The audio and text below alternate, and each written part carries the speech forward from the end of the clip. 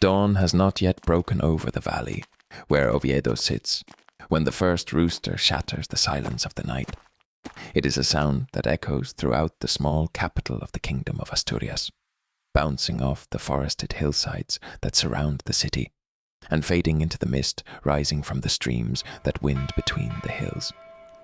We are in the year of our Lord 800, or perhaps a few years before or after, because the exact chronology matters less than the reality we are about to witness. A small but significant city, the heart of a kingdom that considers itself the last bastion of Hispanic Christianity, the heir to the Visigothic monarchy that the Muslims destroyed nearly a century ago. The hope of those who believe that someday the cross will once again reign over the entire peninsula that the Romans called Hispania. Alfonso II has ruled this kingdom for more than 2 decades, though his path to the throne was marked by the violence and intrigue that characterized the politics of these turbulent times. He is a man who has known exile, who has watched relatives and allies die in power struggles, who has learned that the crown is maintained as much by the sword as by the grace of God. But he is also a builder, a visionary who has transformed Oviedo from a small monastic village into a capital worthy of a Christian king, with stone churches that imitate the glories of the ancient Visigothic monarchy of Toledo, with a palace that, although modest by the standards of Cordoba or Baghdad, represents everything this kingdom can offer its sovereign. If this journey through time is valuable to you, I invite you to subscribe to this channel. It is completely free, but that simple gesture has a real impact. It allows us to continue producing immersive historical documentaries like this one, reconstructing worlds that no longer exist with the rigor and atmosphere they deserve. Your subscription is a declaration that there is an audience for history told seriously and in depth. Now, let us continue exploring this dawn in 9th century Oviedo, following the lives of those who inhabited this small capital on the frontier of Christendom. The city emerging from the darkness as the sky begins to lighten in the east is very different from what a modern traveler would expect to find. There are no imposing walls like those protecting the great cities of the Muslim south. Oviedo relies more on its geography than on stone for its defense, surrounded as it is by mountains and forests that hinder the access of any invading army. The houses are mostly constructions of wood and mud, with roofs of thatch or planks that require constant repair against the persistent rains that characterize this northern climate. Only the churches and some buildings of the Palatine complex are built of stone, standing out among the more humble structures, as permanent reminders of the power of faith and crown. The streets, if they can be called that, are dirt paths that become quagmires during the frequent rains, and that even on dry days retain a perpetual moisture that comes from the morning mist and from the always damp soil of these green lands. There is no Roman pavement here, no sewers or aqueducts. Water is obtained from wells and natural springs. Its waste is thrown into the streets where freely roaming pigs consume it, and the smell that pervades the air is a mixture of wood smoke, animal manure, and that particular aroma of wet vegetation that characterizes the Atlantic lands of the peninsula.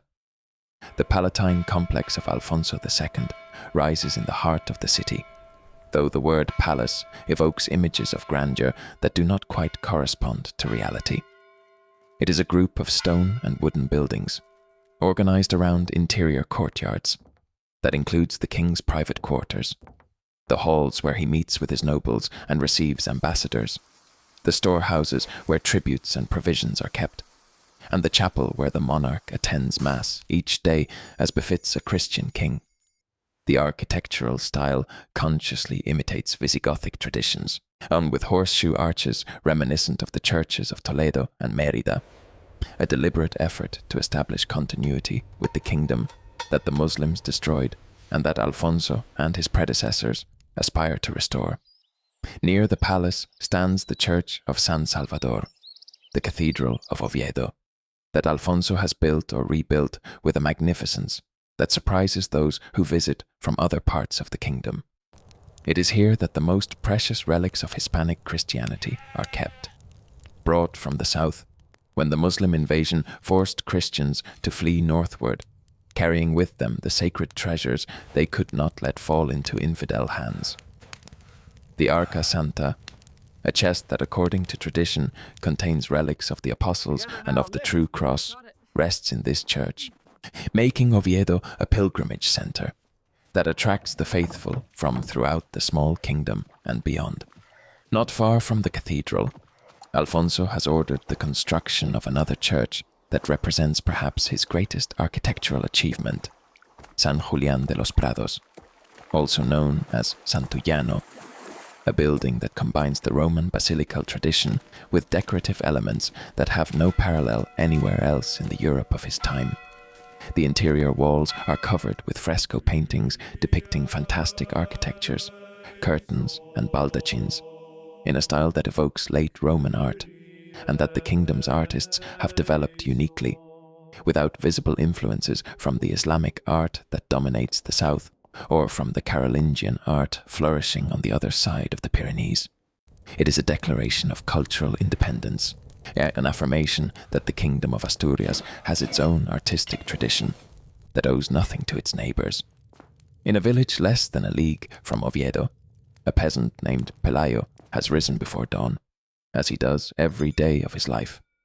His name is common in these lands, a reference to the chieftain who, according to tradition, began the Christian resistance against the Muslims at Covadonga nearly a century ago. The founding hero whose memory legitimizes the kingdom that Alfonso II now rules. But the Pelayo who concerns us is not a warrior or a nobleman.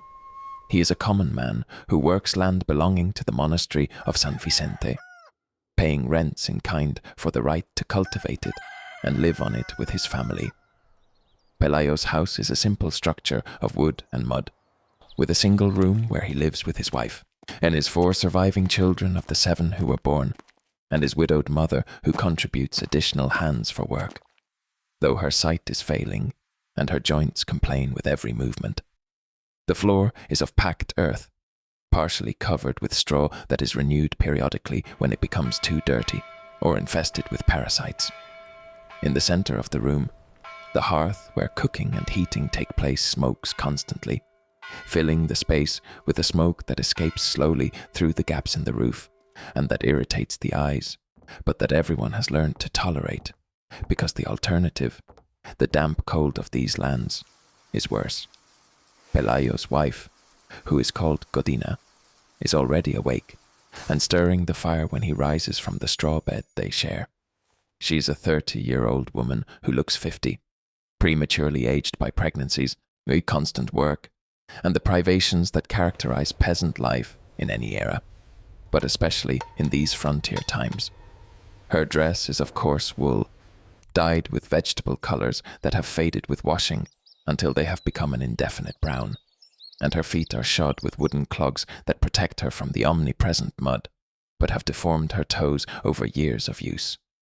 Today Pelayo must take part of the rent he owes to the monastery. A pig he has fattened during the autumn with acorns from the communal forests, and several sacks of grain representing a portion of his harvest. It is a journey he makes several times a year, loading his tribute onto a cart pulled by oxen to Oviedo, and where the monks of San Vicente receive what is owed to them, and where Pelayo takes the opportunity to exchange any surplus he might have for objects he cannot produce himself: salt for preserving food, iron for tools, perhaps a little wine if it has been a good year. The road from the village to Oviedo passes through a landscape that seems taken from another world compared to the dry lands of the south. Dense forests of oaks and chestnuts cover the hillsides, their branches still laden with leaves in this late autumn, though many have already fallen, forming a crunching carpet on the forest floor. Streams of crystal clear water cross the road at various points, some with log bridges, others that must be forded carefully to avoid wetting the load. But the mist rising from the valleys creates light effects that transform the landscape into something almost mystical. with rays of sunlight penetrating between the trees and creating golden columns in the humid air.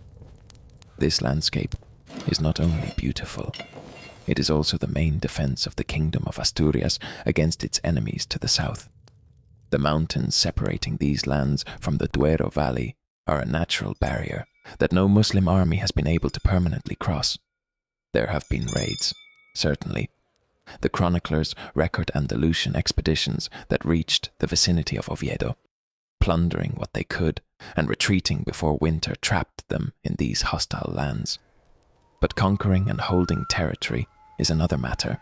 And so far the Asturians have been able to defend their small kingdom, thanks to the combination of favourable geography, tenacious resistance, and the difficulty that any army faces in maintaining supply lines through mountains and forests. While Pelayo guides his oxen along the road to Oviedo, other inhabitants of the kingdom are also beginning their day. In the monastery of San Vicente, the monks have celebrated the office of matins in the darkest hours of the night, and are now preparing for lauds, the dawn prayer that marks the beginning of the liturgical day. The monastery is a community of perhaps 30 men who live according to the rule of Saint Benedict, dedicating their lives to prayer, manual labour, and the preservation of knowledge in an age when books are rare and precious. One of these monks, a middle-aged man named Beato, he works in the monastery's scriptorium, copying manuscripts.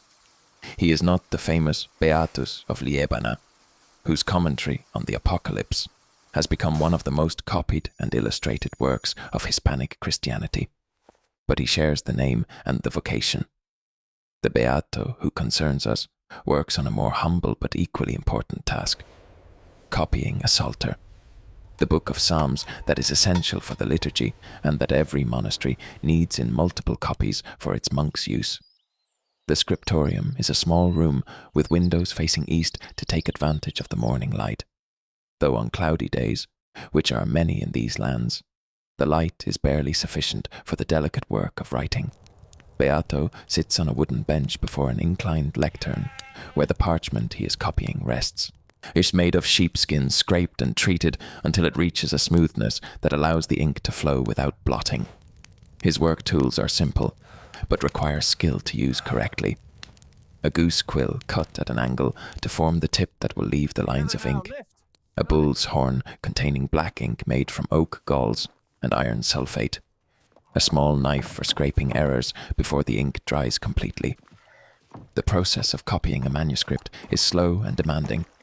Beato must concentrate on each letter, following the model before him with a precision that admits no carelessness. An error can ruin hours of work. A distraction can result in a crooked line that mars the page. The monks who work in the scriptorium have developed a mental discipline that allows them to abstract themselves from the outside world for hours, and focused solely on the task of transferring the sacred words from one parchment to another, preserving knowledge for future generations. But Beato does not only copy, he also illuminates.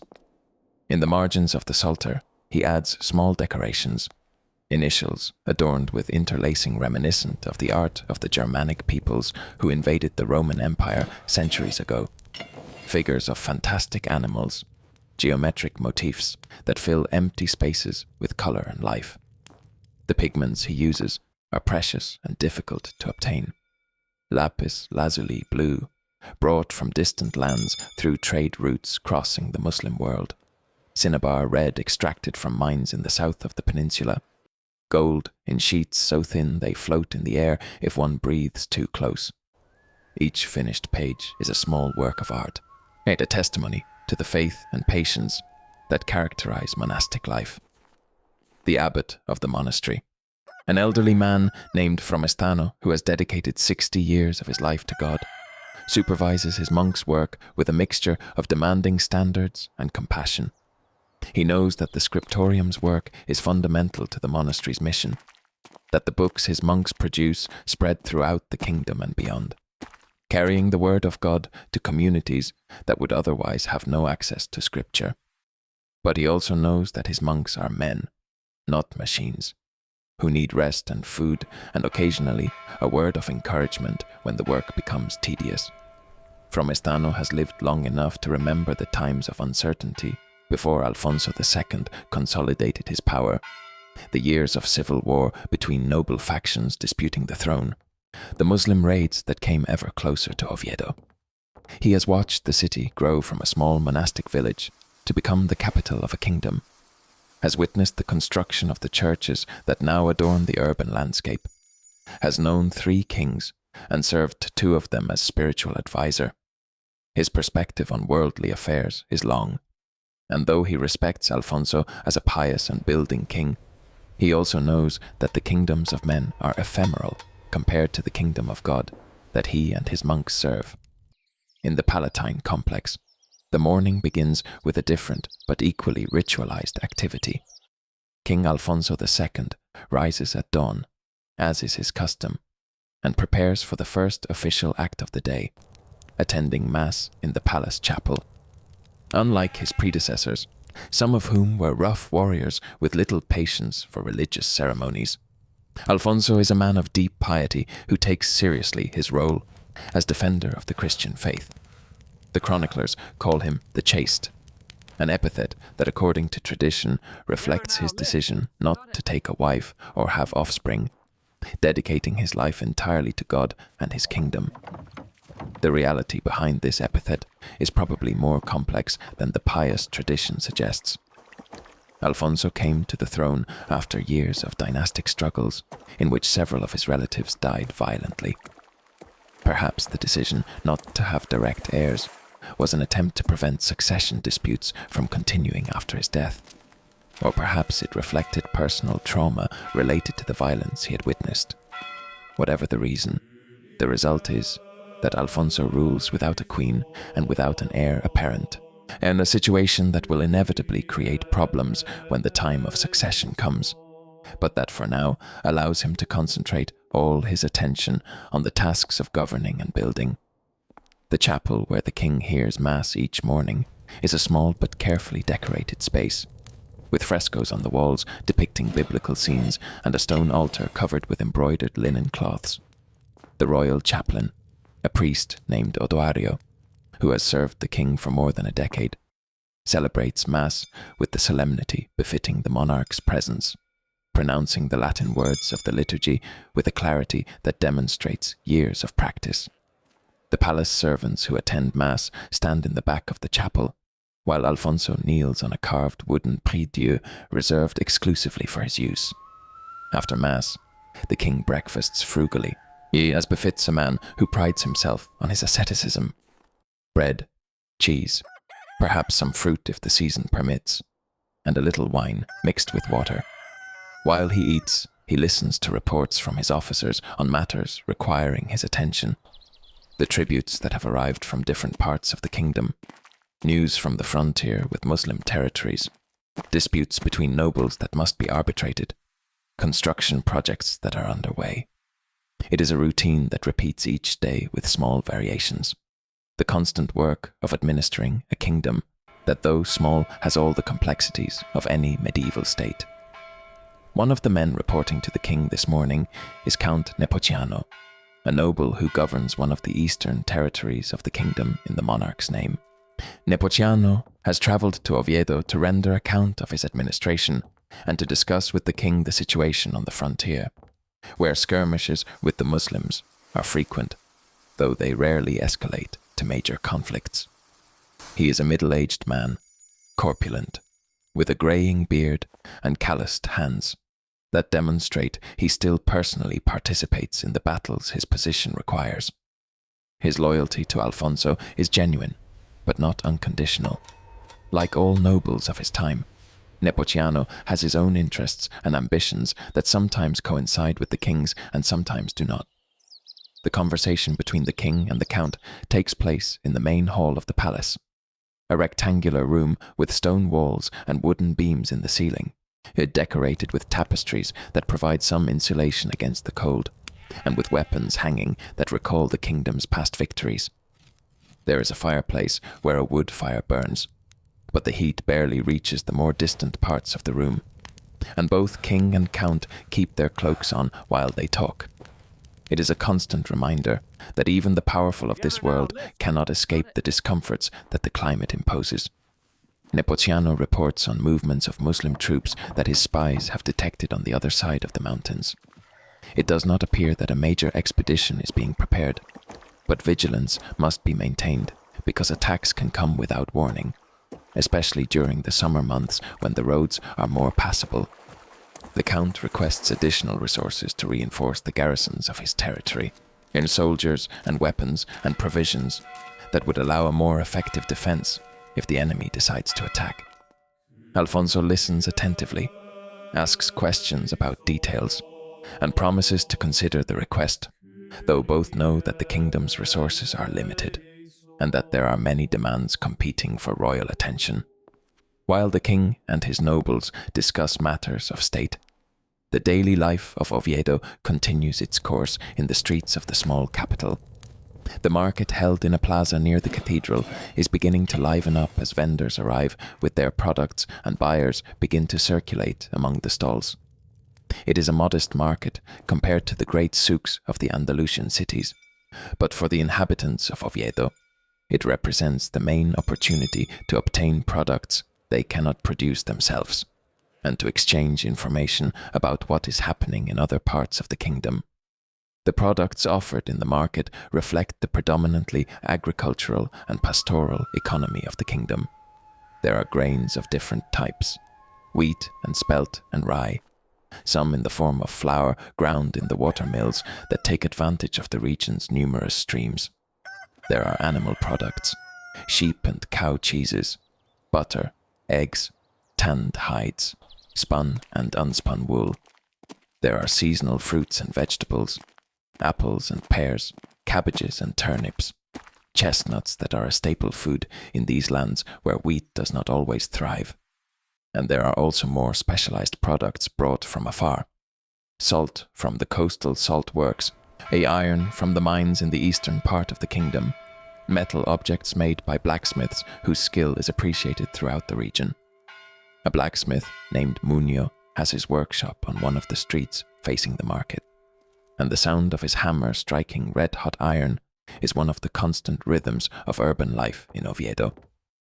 Muño is a man of powerful arms and skin weathered by the heat of the forge, a craftsman whose work is essential to the life of the kingdom.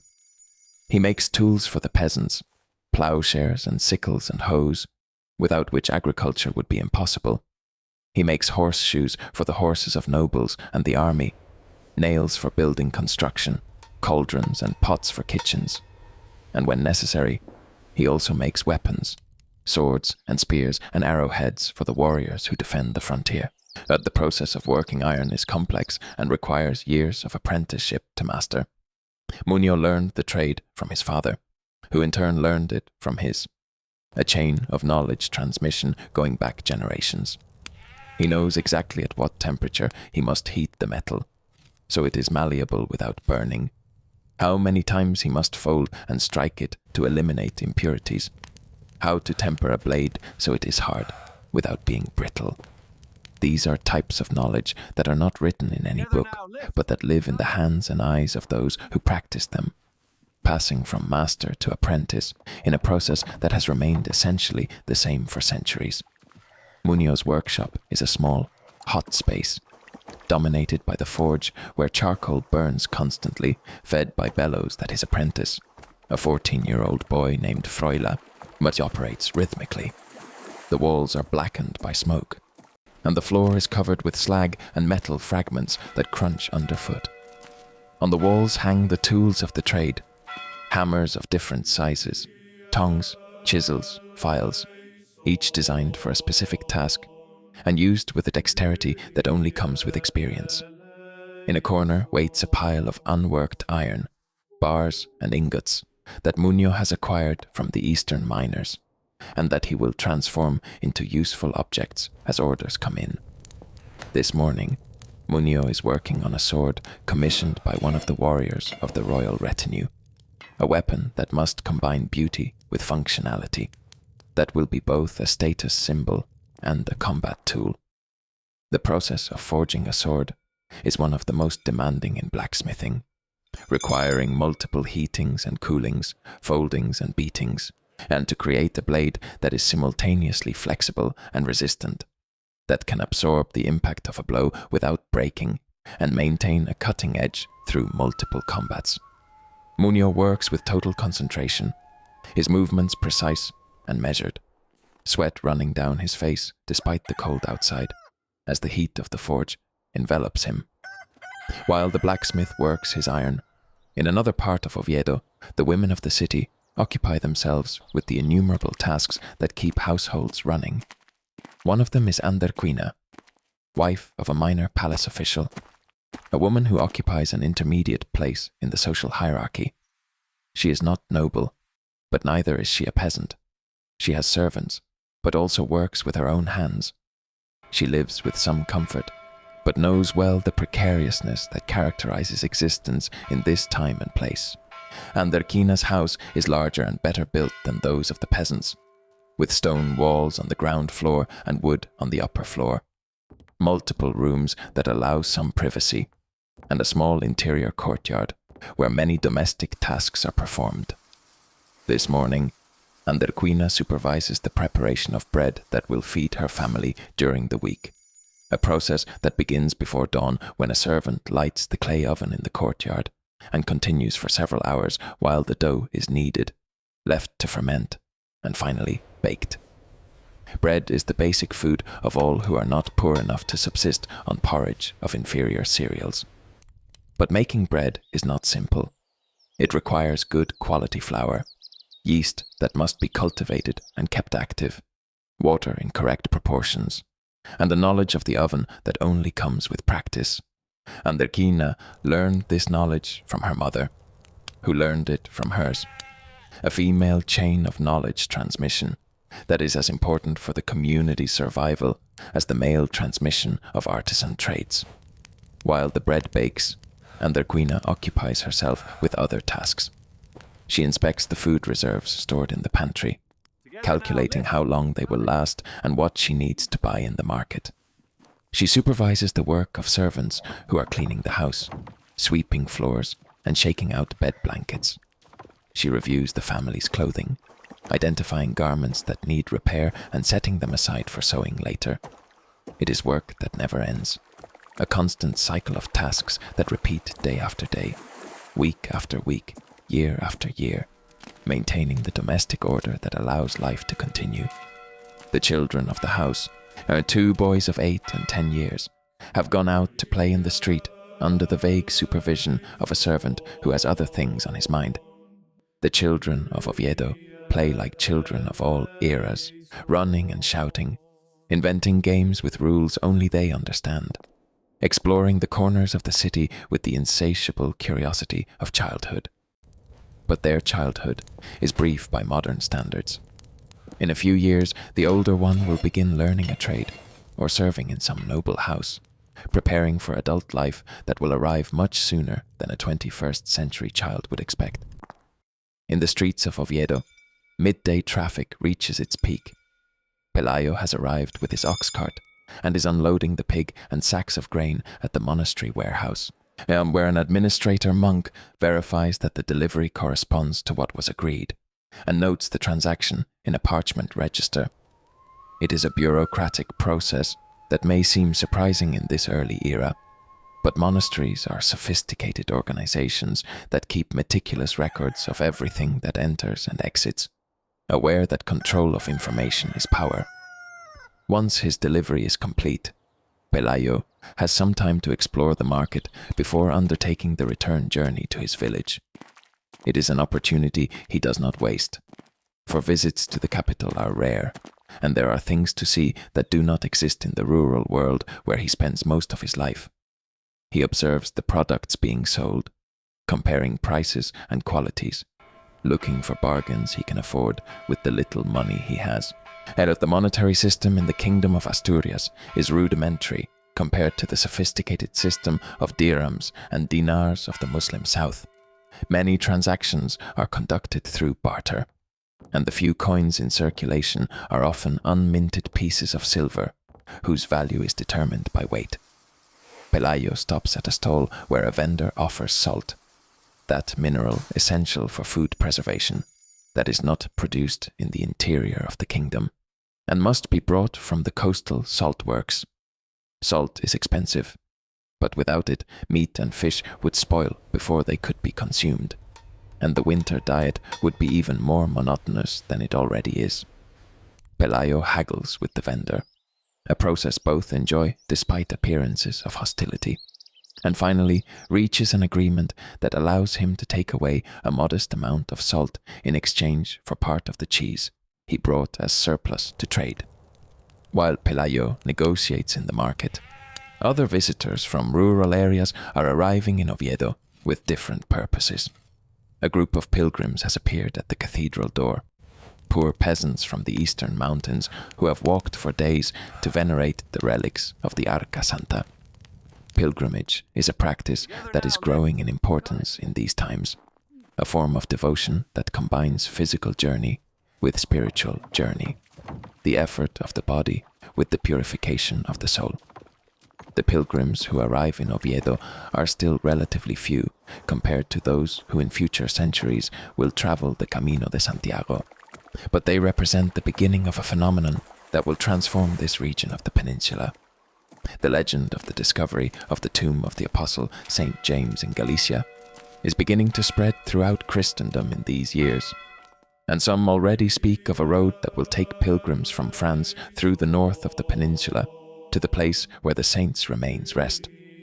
Oviedo, with its own relics and its position on the natural route westward, is destined to become an important stop on this road, though no one in the year 800 can imagine the magnitude of the phenomenon that is beginning. Midday in Oviedo is marked by the tolling of the cathedral bells calling for the Angelus prayer, a sound heard throughout the small city that signals the moment to pause from work to direct thought toward God. Yes, it is a constant reminder that this is a fundamentally religious society, where faith is not a separate aspect of life, but the foundation on which everything else is built. The peasants in their fields, the craftsmen in their workshops, the nobles in their palaces, all stop what they are doing for a moment to pray, to renew their connection with the divine that gives meaning to their existence.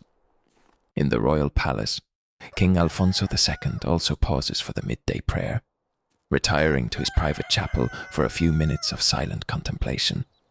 He is a man who takes his faith seriously, who sees his role as king not only in political terms, but also in religious ones, who genuinely believes he is fighting for the cause of Christ against the enemies of the cross. His ecclesiastical construction projects are not only expressions of royal vanity, but attempts to create spaces worthy of divine worship, to honor God in the way a Christian king must. The afternoon brings new activities and new encounters.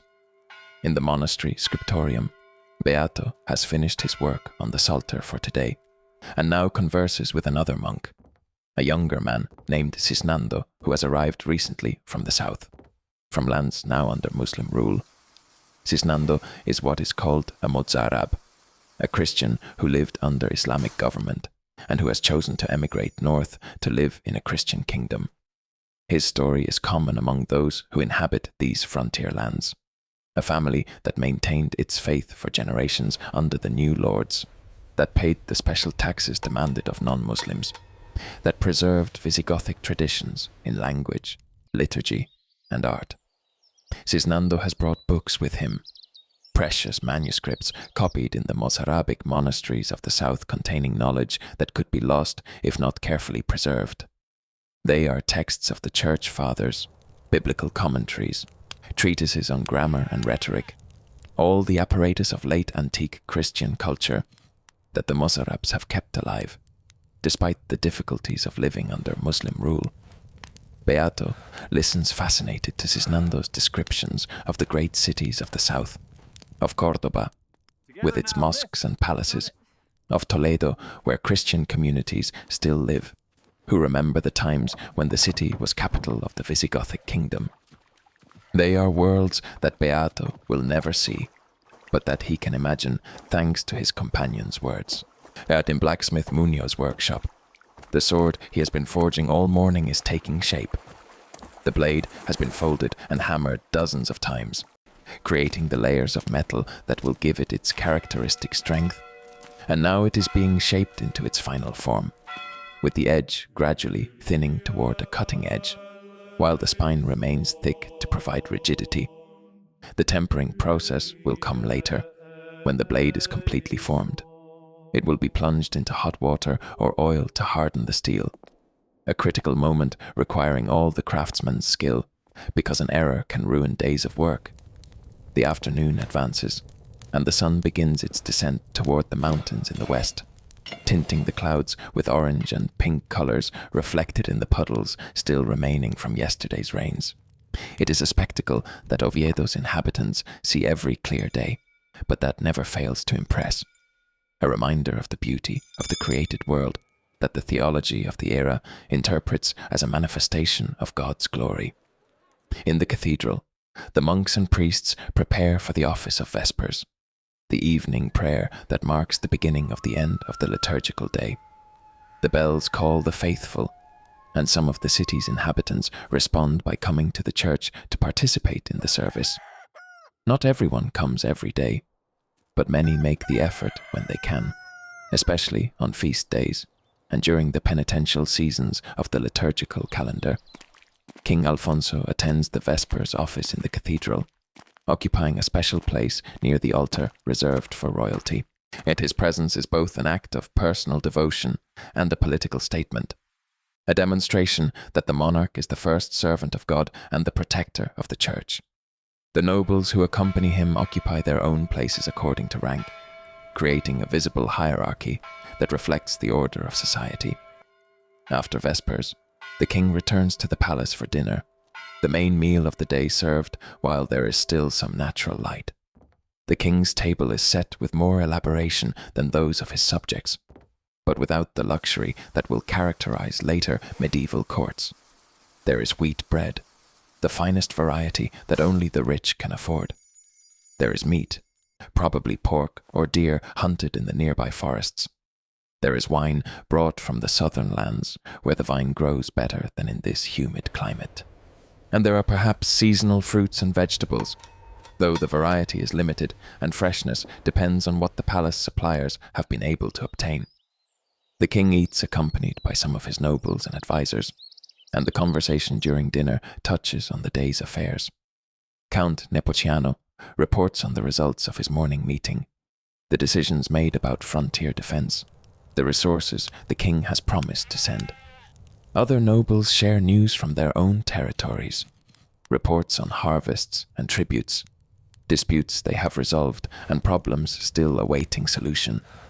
It is a form of government that depends on personal relationships, on the loyalty that nobles owe the king and that the king must constantly cultivate to maintain his power. Night falls over Oviedo, and the routines of darkness begin. And the guards take their positions on the streets. The families gather in their homes. The monks withdraw to their cells for a few hours of sleep before the cycle of prayer begins anew. In the royal palace, King Alfonso spends his final hours of wakefulness reviewing plans for the consecration of San Julián de los Prados, a ceremony that will bring together the leading figures of the kingdom to celebrate this achievement of Asturian art and Asturian faith. The consecration will be more than a religious ceremony. It will be a political statement, a demonstration that the Kingdom of Asturias is a legitimate state with its own cultural traditions, worthy of respect and recognition in a world that often dismisses it as a barbarian backwater. Alfonso has invited not only the bishops and abbots of his own kingdom, but also representatives of the Frankish court of Charlemagne, whose recognition of Asturian independence would greatly strengthen Alfonso's position. One of the guards keeping watch this night is a man named Gundisalvo, a veteran of the frontier wars who has served the king for more than a decade. He has scars that tell stories of past battles, an eye he lost in a skirmish with a Muslim patrol, a slight limp from a spear wound that never completely healed. But he is still capable of standing guard, of wielding a sword if necessary, and his experience makes him valuable as supervisor of the younger soldiers who serve under his command. Gundisalvo remembers more dangerous times, when Muslim raids reached the vicinity of Oviedo, and the kingdom's survival seemed uncertain. He remembers the joy when Alfonso II consolidated his power and began building the city he now guards, transforming it from a vulnerable village into a capital that at least has the appearance of permanence. He is not a man given to philosophical reflection, but he understands that what he defends each night is more than a collection of buildings. It is the very idea that the Christians of Hispania have a place of their own. The hours of the night pass slowly, measured by the monastery bells that toll calling the monks to matins and lauds, nocturnal prayers that interrupt sleep, but that are essential for the cycle of perpetual prayer that is the reason for being of monastic life. The monks rise in the darkness, dress by feel, yet walk half asleep to the church where their drowsy voices sing the psalms they have sung 1,000 times before. It is a sacrifice they offer to God, a demonstration that their devotion knows no schedule limits. And so the night passes in Oviedo, capital of the Kingdom of Asturias in the year of our Lord 800. A night like so many others that have preceded it and will follow it, part of the eternal rhythm of days and nights that has governed human life since the beginning of time. Tomorrow the sun will rise again over the eastern mountains. The bells will call again to prayer. The inhabitants will rise again to their daily tasks, and the cycle will continue, as it has continued for generations, and will continue for generations more. On this quiet night, yet no one in Oviedo can know what the future will bring.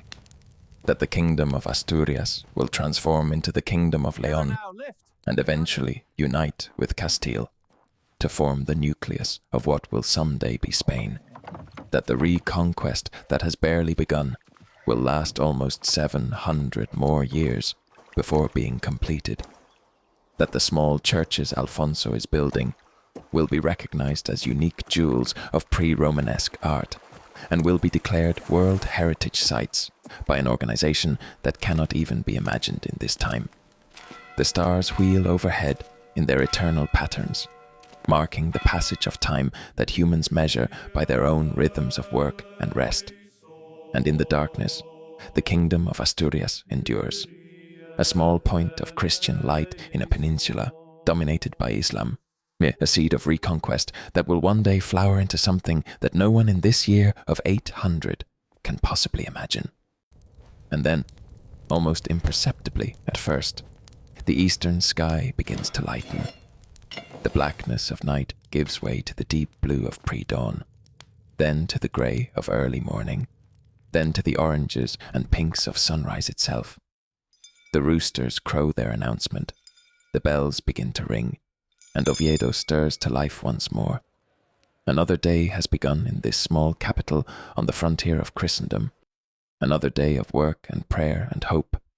Another day in the long story of a kingdom that will one day help to shape the destiny of nations.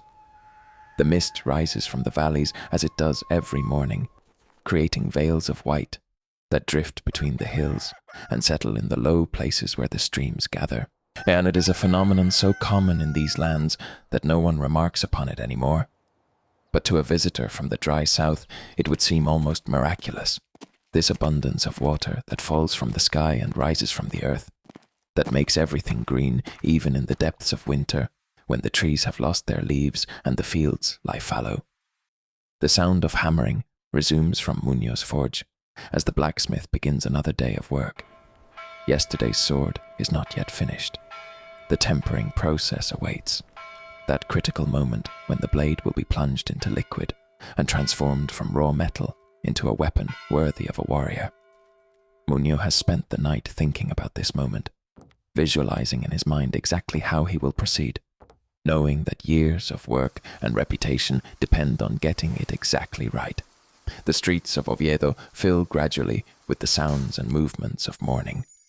Servants carry water from the wells and springs that supply the city, their wooden buckets sloshing as they walk.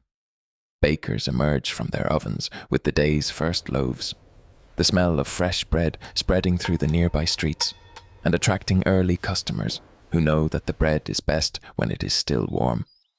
In the palace, the king has already attended the morning mass and is now reviewing the accounts that his steward has prepared, the detailed records of income and expenditure that allow the royal household to function. It is tedious work, but necessary, and Alfonso approaches it with the same methodical attention he brings to all his duties. The craftsmen working on San Julian represent the elite of their professions, and men who have trained for years to master the complex techniques required for their work. There are masons who can cut and fit stone with precision, carpenters who can shape wood into the intricate forms required for the building's interior, metal workers who can forge the iron fittings that hold everything together. But most important of all are the painters, the artists who will cover the interior walls with the images that give the building its spiritual significance. The lead painter is a man named Teoda, a master who learned his craft in the older churches of the kingdom, and who has developed techniques that allow him to create effects of light and shadow that seem almost supernatural in the dim interior of the church. And he works with a small team of assistants who prepare his materials and help with the more routine aspects of the work, while he himself focuses on the most important elements, the architectural fantasies that fill the upper walls, the imitation curtains that seem to hang from invisible rods. The pigments Teoda uses are precious and difficult to obtain. Some come from minerals mined in distant lands and traded through networks that span the known world. Others are extracted from plants and animals found closer to home. The process of preparing these pigments is as much art as science, requiring knowledge passed down from master to apprentice over generations. Among the visitors to the city today is a group from a mountain village near the frontier with the Muslim territories. They have brought with them products that cannot be found locally, a particular type of cheese made only in their region, honey from bees that feed on mountain flowers, furs, and skins from the wild animals that still roam the higher elevations. In exchange, they seek the products of urban civilization, metal tools and weapons, salt for preserving food, perhaps some of the luxury goods that find their way to Oviedo through the network of trade. The leader of this group is a man named Ordoño, a minor chieftain who governs his village in the name of the king, but who exercises considerable local autonomy given the difficulty of communication with the capital. He has come to Oviedo not only to trade, but also to seek an audience with the king, to inform him of conditions on the frontier, and to request support for the defenses of his community. The audience with the king is brief but satisfactory. Alfonso listens to Ordoño's report with genuine interest, asking questions about the specific locations of Muslim settlements and the movements of their patrols. He promises to consider the request for additional weapons and support, though both men understand that the kingdom's resources are limited. As evening approaches, the activities of the city shift toward the rituals of nightfall. The market vendors pack up their remaining goods. The workshop doors close. The families prepare for their evening meals. The guards who will watch through the night begin to assemble at their posts, relieving those who have stood watch during the day. The sunset this evening is particularly spectacular, the clouds catching the last rays of sunlight and blazing with colors that range from gold to crimson to purple. It is a sight that even the most jaded resident of Oviedo cannot help but admire, a reminder of the beauty that exists in the world despite all its difficulties and dangers. The night that follows is similar to the night before, and to all the nights that will come after. The guards keep their vigil, the monks say their prayers, the families sleep in their homes, and in the darkness, the Kingdom of Asturias endures, waiting for the dawn that will surely come, as it has always come, bringing with it another day of work and prayer and hope in this small corner of Christian Spain. In the village where Pelayo lives, his family has waited for his return with the mixture of patience and anxiety that always accompanies the absence of the head of the household. Maria has kept the fire burning and the stew warm, has managed the children through their evening routines, has watched the path from the direction of Oviedo for the first signs of her husband's return. When Pelayo finally appears, guiding his tired oxen along the familiar track, there is relief in her face and in the faces of the children who run to meet him. The trip was successful.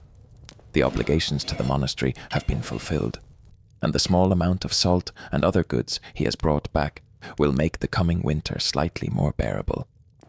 The evening meal in Pelayo's household is simple but sufficient. The stew that has been cooking all day, bread that Maria baked earlier in the week, cheese from their own cow, water drawn from the stream that flows near the village. They eat together around the central fire, the smoke rising to the roof as it always does, the flames casting dancing shadows on the walls of the small house. The children listen as Pelayo describes what he saw in the city, the markets and churches and crowds of people, the marvels that seem almost magical to those who spend their lives in the rural isolation of the mountain village. For them, Oviedo is another world, a place of wonders that they may never see themselves, but that they can imagine through their father's words. After the meal, the family prepares for sleep. The straw beds are arranged around the fire for warmth. The animals in their corner of the house are checked one last time. The door is secured against whatever dangers might lurk in the night. Prayer is offered to God and the Virgin, asking for protection through the darkness and blessings for the day to come. It is a ritual that has been repeated in this house for generations, and will continue to be repeated for generations more. The simple piety of people who have little in the way of material goods, but who have faith that sustains them through all the hardships of their existence. The night in the village is darker and quieter than the night in the city. There are no guards patrolling the streets, no torches burning at corners, no bells marking the hours. There is only the darkness of the forest that surrounds the village, the occasional sound of an owl or a wolf in the distance, the rustling of small animals in the undergrowth. Yet it is a primeval darkness that the city dwellers have partially escaped through their walls and their lights, but that the peasants still live with as their ancestors did, accepting it as part of the natural order that God has established. In this darkness, the family sleeps the deep sleep of those who have worked hard all day and who will work hard again tomorrow. Their dreams are not recorded by any chronicle, but we can imagine them. Dreams of better harvests and milder winters. Dreams of children who survive to adulthood. Dreams of a world where the Muslim threat is finally defeated and Christians can live in peace. They are the dreams of ordinary people in extraordinary times, the hopes that keep humanity going through all the difficulties that life imposes. Back in Oviedo, the night watch continues its patient rounds, and Gundisalvo has stationed his men at the most vulnerable points, and now walks among them, verifying they are alert, offering words of encouragement to the younger ones who still grow impatient with the monotony of night watch.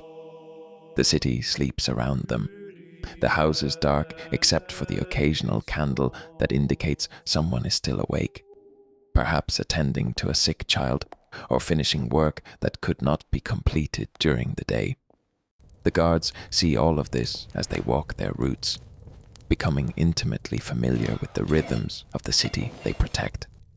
There is a certain peace in the night watch that the uninitiated do not understand. The day is full of noise and activity, of demands and distractions, but the night is simple. There is only the task at hand, watching, waiting, protecting. Gundisalvo has grown to appreciate this simplicity over the years, the clarity that comes when all the complications of daily life fall away and only the essential remains. He knows that his role is important, that the safety of the sleeping city depends on his vigilance, and this knowledge gives meaning to the cold hours of watching and waiting. The monastery church is lit by a few candles that the sacristan has left burning through the night, their flames reflected in the silver of the altar cross and the gold of the reliquaries that contain the bones of saints. In this dim light, the frescoes on the walls seem to come alive, the figures of Christ and the apostles moving in the flickering shadows, the architectural fantasies seeming to extend into infinite space. It is a space designed to inspire awe and devotion, and even in the absence of worshippers, it fulfills this purpose, standing as a testament to the faith that built it and that maintains it. The monks who rise for the night offices enter this space transformed by the darkness, seeing it differently than they see it during the day. The familiar becomes strange, the ordinary becomes sacred, and the simple act of prayer becomes a connection with the divine that transcends the limitations of time and place. These men have dedicated their lives to this practice, rising in the darkness night after night to offer their voices to God, believing that their prayers sustain the world in ways that the worldly cannot understand. It is a faith that requires no proof because it provides its own certainty, yet a certainty that the modern mind finds difficult to comprehend. But that was the common inheritance of medieval Christianity. The office of Matins, celebrated in the deepest hours of the night, is the longest and most elaborate of the night offices. It includes multiple psalms and readings, hymns and prayers, a structure that requires the monks to be fully awake and attentive, despite the natural desire for sleep. For some, this is a struggle that never becomes easy. They fight against their body's demands for rest, offering their wakefulness as a sacrifice to God. For others, the years have brought a transformation that makes the night vigil a source of joy rather than suffering. They have learned to find in the darkness a presence that the light of day obscures. Abbot Fromestano no longer attends all the night offices, and his age and the infirmities it brings have earned him dispensation from the full rigors of the monastic schedule. But he still rises for matins when he can, wanting to share in the most important prayer of the day with his community.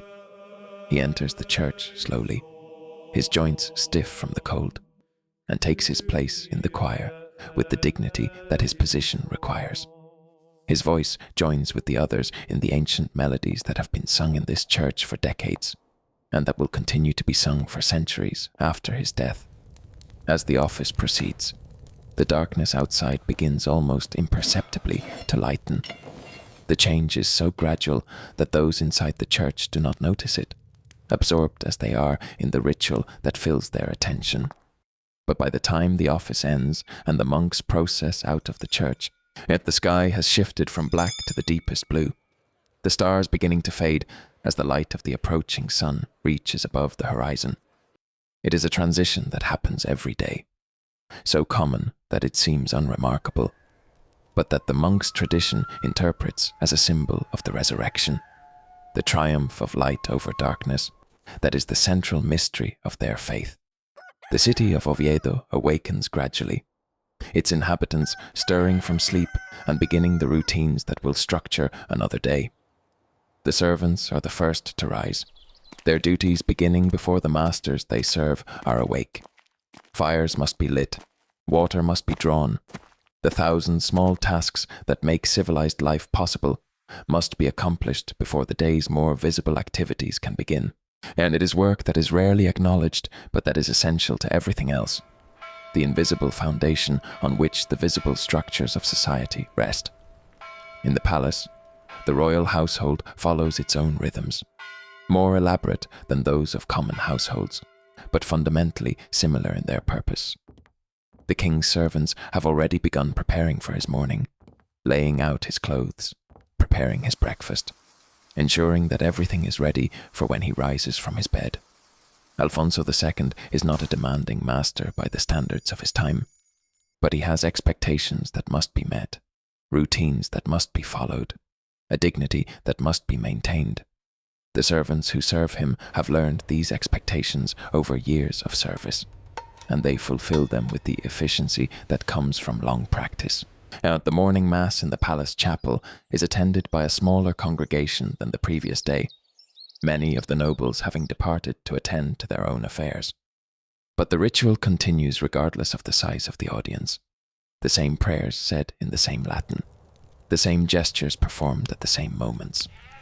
This consistency is part of the point. The Mass is not entertainment that must vary to maintain interest, but rather a participation in an eternal reality that is always the same. Each celebration is a window into the divine, a moment when the barriers between heaven and earth become thin, and the worshippers can glimpse the glory that awaits them after death. After Mass, the king turns his attention to the ongoing construction of San Julián de los Prados.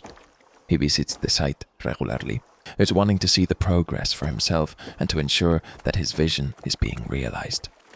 The church is nearly complete now, its basic structure finished, and only the final decorations remaining to be added. The painters have been working for months on the interior frescoes, and their work is approaching completion. Alfonso walks through the space, looking up at the images that cover the walls, feeling a satisfaction that is one of the few pleasures his austere life allows him. The painters bow as the king enters, stepping back from their work to allow him to examine it.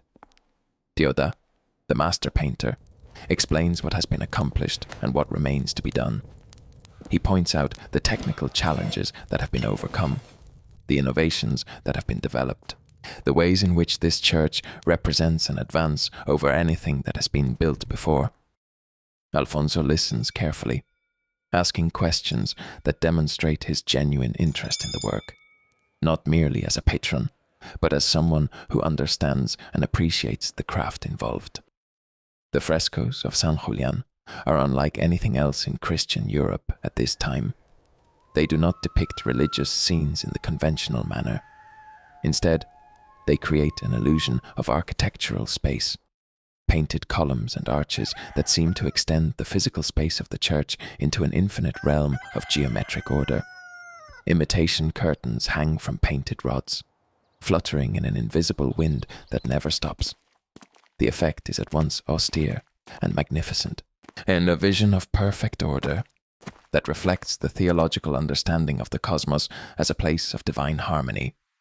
The king spends an hour in the church before returning to the palace to attend to other business. The day's schedule includes meetings with various officials, review of correspondence that has arrived from other parts of the kingdom, decisions about the countless small matters that require royal attention.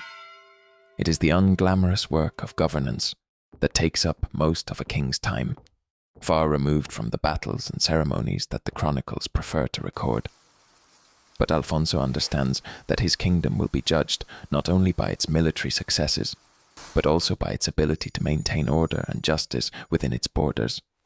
The afternoon passes in this manner, and a steady accumulation of decisions and discussions that advances the work of the kingdom incrementally. By the time evening approaches, Alfonso is tired but satisfied with what has been accomplished. The consecration of San Julián is now scheduled for the spring. The invitations have been sent. The preparations are underway. It will be the culmination of years of effort, a moment when the world will see what the Kingdom of Asturias has achieved despite its small size and limited resources. As the sun sets over the mountains to the west, the city of Oviedo prepares for another night. The guards take their positions, the monks prepare for vespers, the families gather for their evening meals. The cycle continues as it has continued for as long as anyone can remember, each day following the last in a pattern that seems eternal.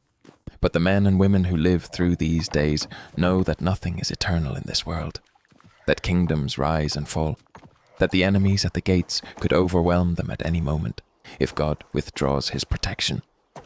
Their faith tells them that God will not abandon them, that the cause they serve is just, that the darkness they face will eventually give way to light.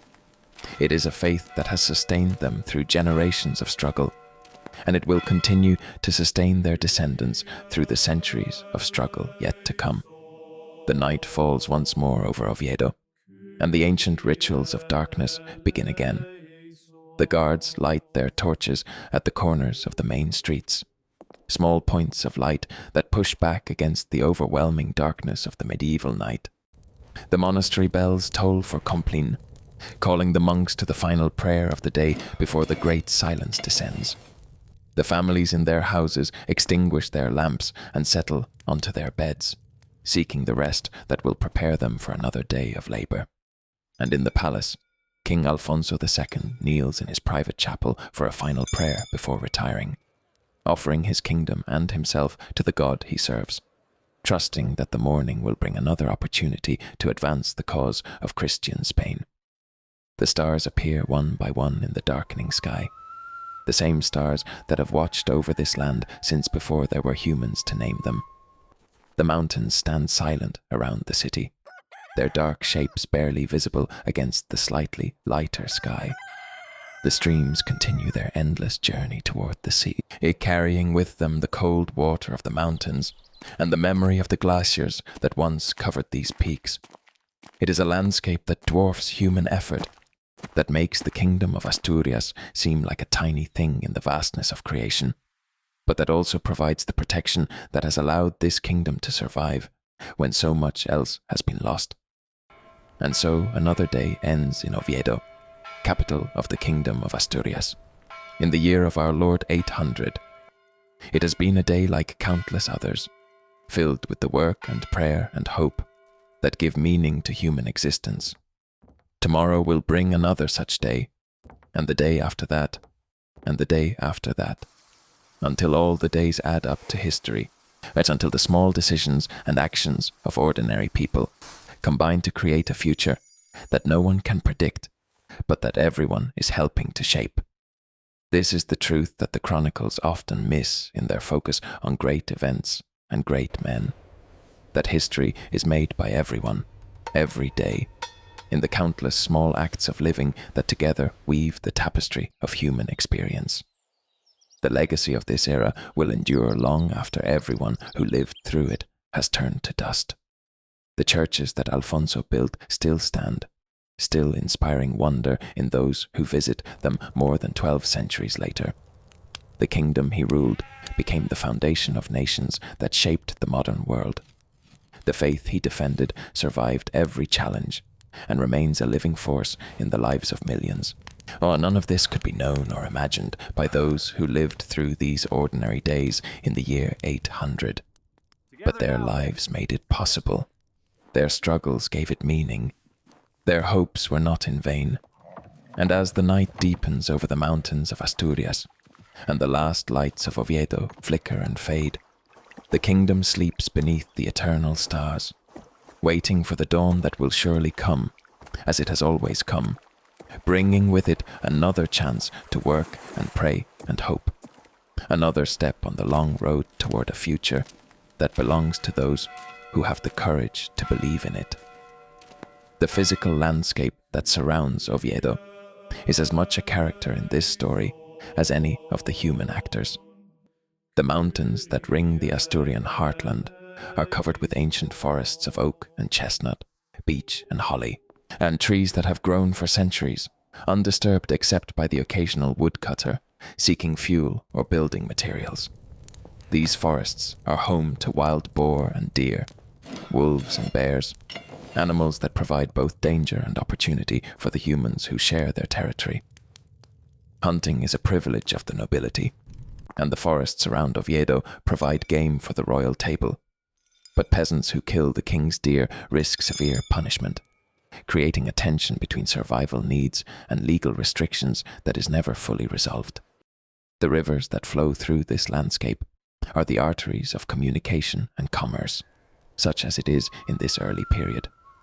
The Nalón and the Narcea, the Caudal and the Aller, all trace their courses from the mountains toward the coast, providing water power for mills and fisheries for those who know how to exploit them.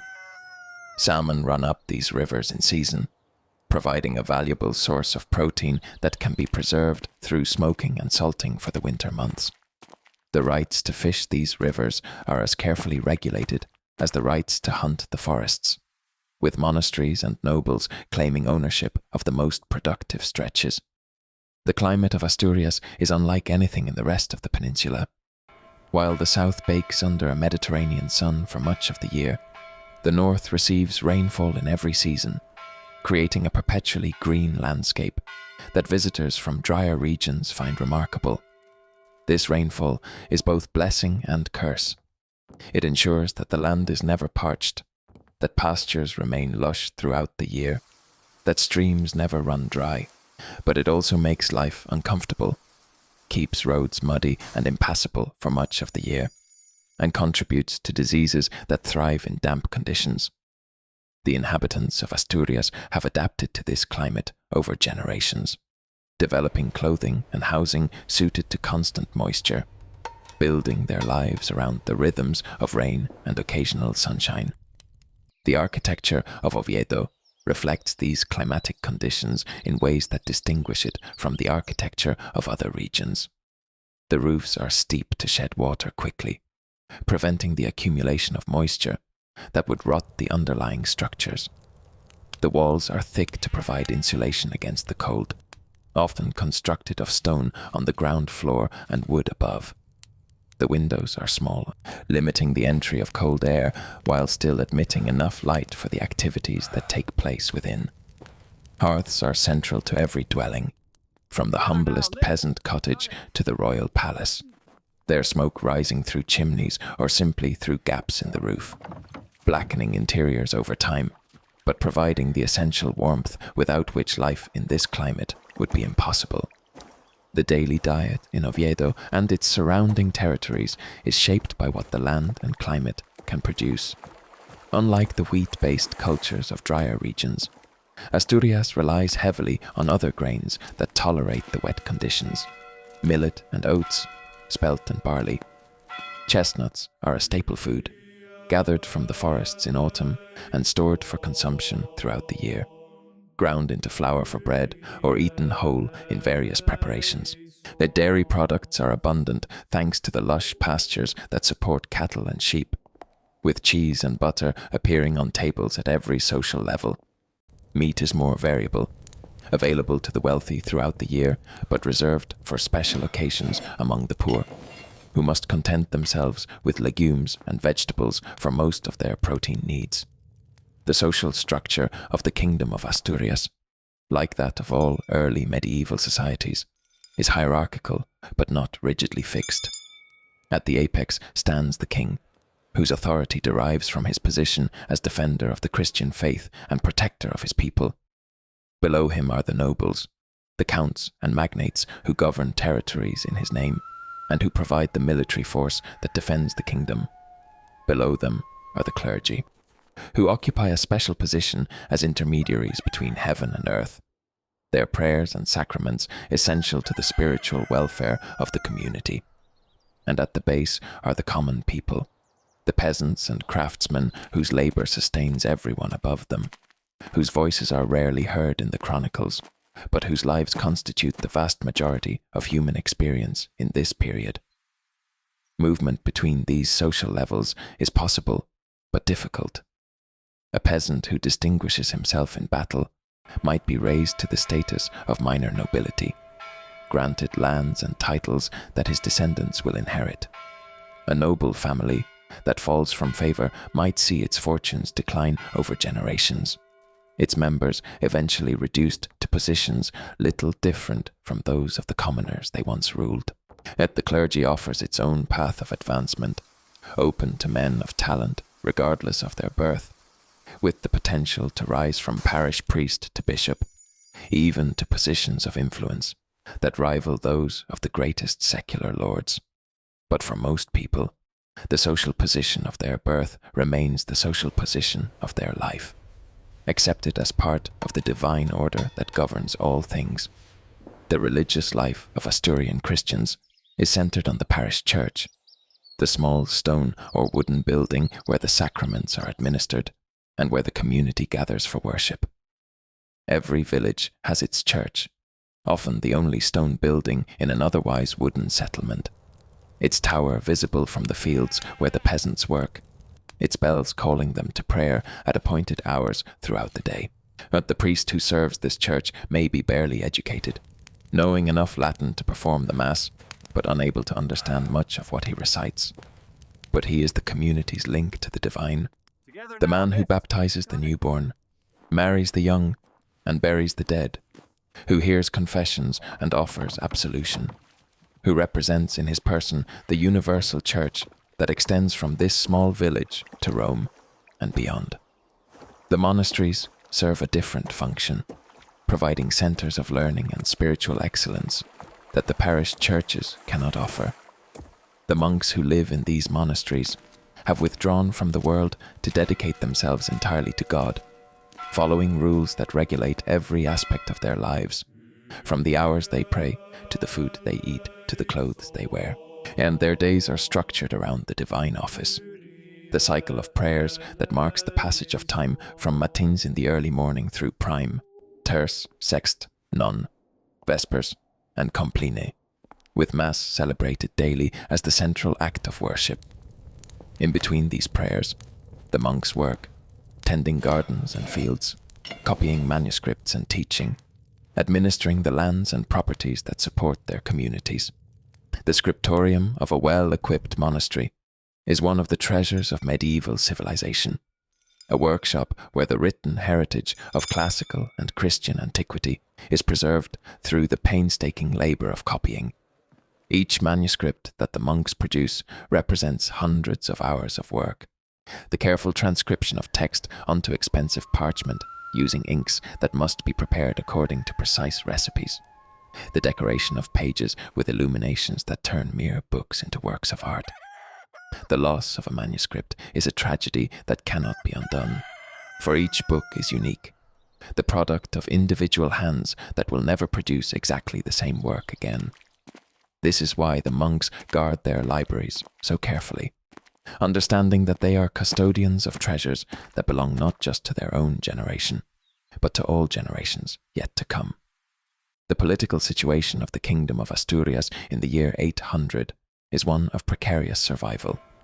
To the south, beyond the mountains, lies the Emirate of Córdoba, a Muslim state that controls most of the Iberian Peninsula, and that possesses resources far exceeding anything available to the small Christian kingdoms of the north. The emirs of Córdoba have launched repeated expeditions against the Christian territories, sometimes penetrating deep into Asturian lands before being forced to withdraw.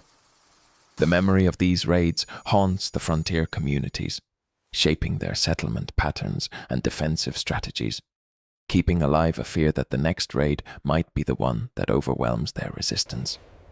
But the emirate has its own problems, internal divisions and competing factions that prevent it from devoting its full attention to the conquest of the north. The Berber and Arab populations that make up the Muslim ruling class are often at odds with each other, their conflicts diverting resources that might otherwise be used for expansion. The Mozarabic Christians who live under Muslim rule maintain their own communities and sometimes their own ambitions, creating potential allies for the northern kingdoms should circumstances permit.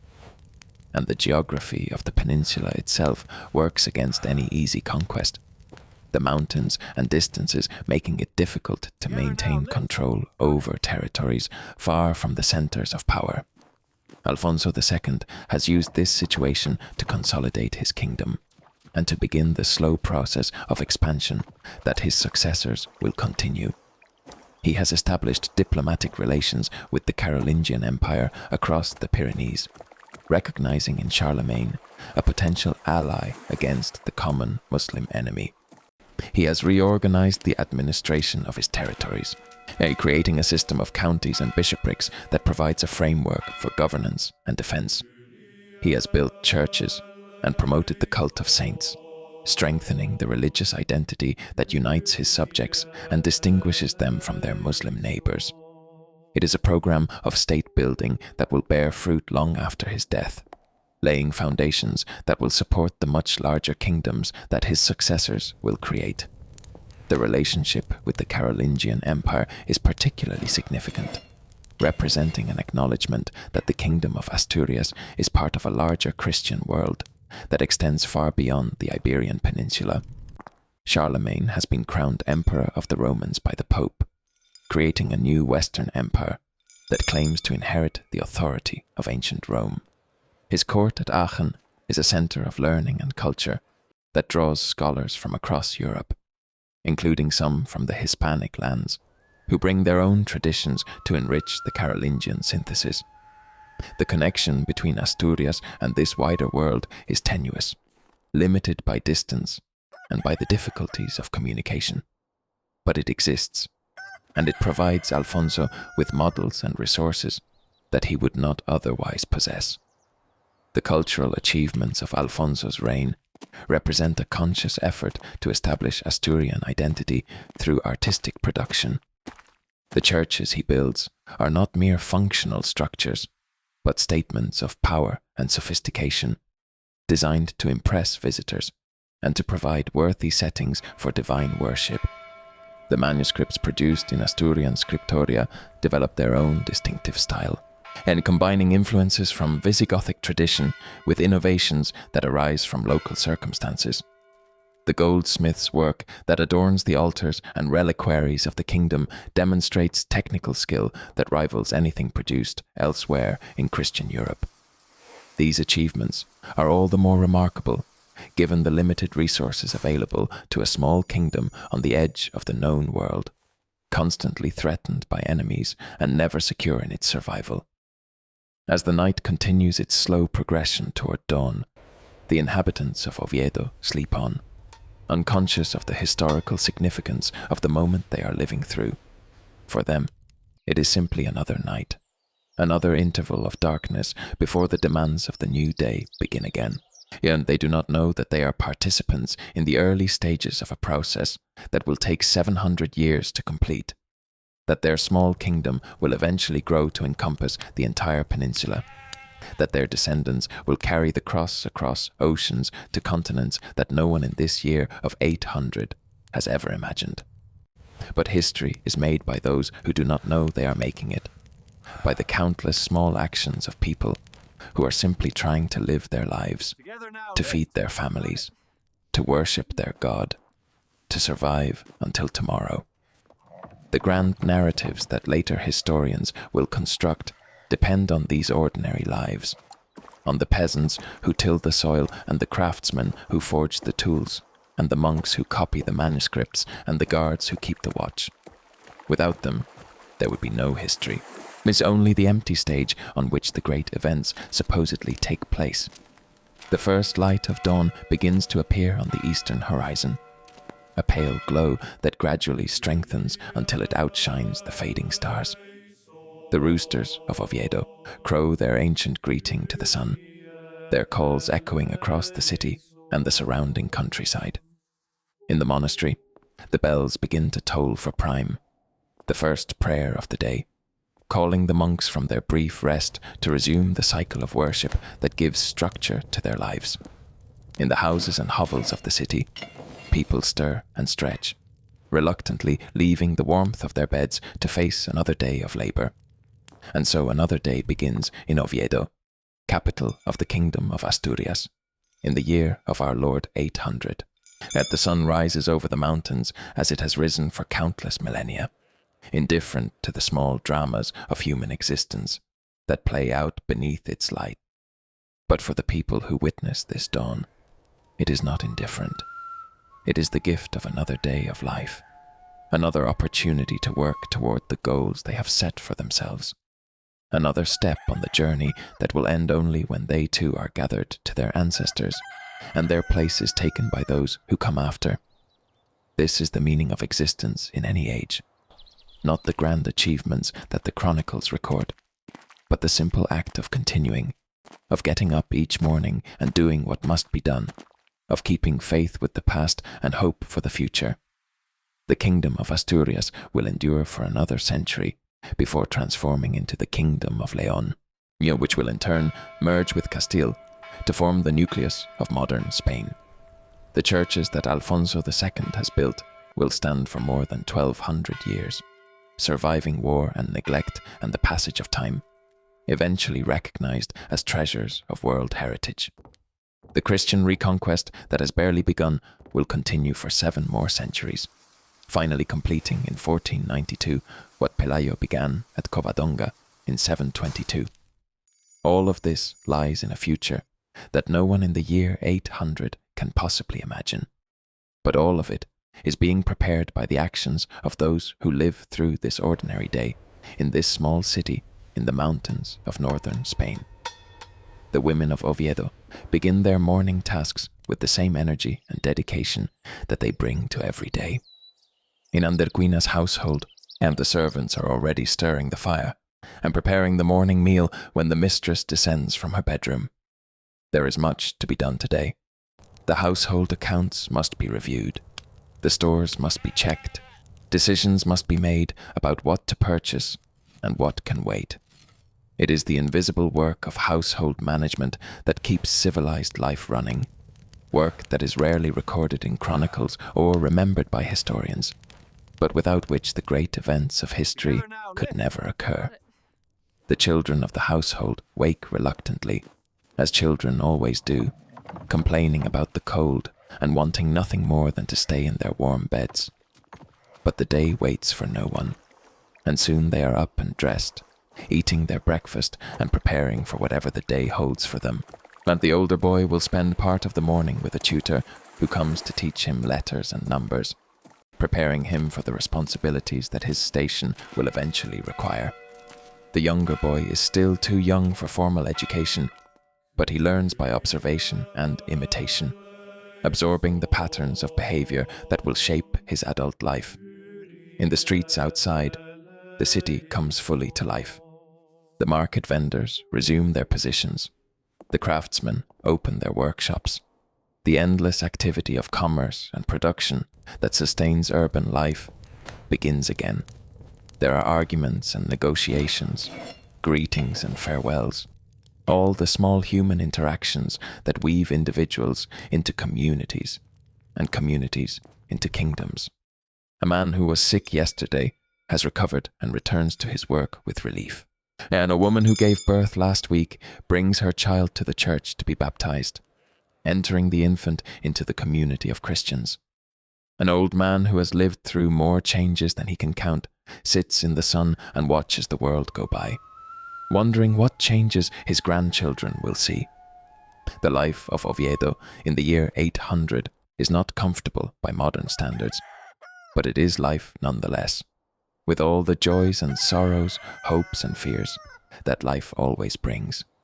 The people who live here love and hate, dream and despair, strive and surrender, just as people do in every time and place.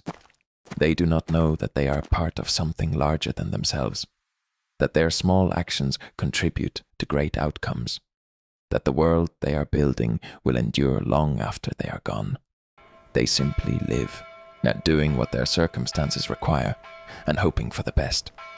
And that, perhaps, is the deepest lesson that this distant time can teach us. That history is not made by the few, but by the many. Not in the moments of crisis that the chronicles record, but in the ordinary days that they ignore. Not through grand gestures, but through the patient accumulation of small acts of courage and compassion, faith and endurance.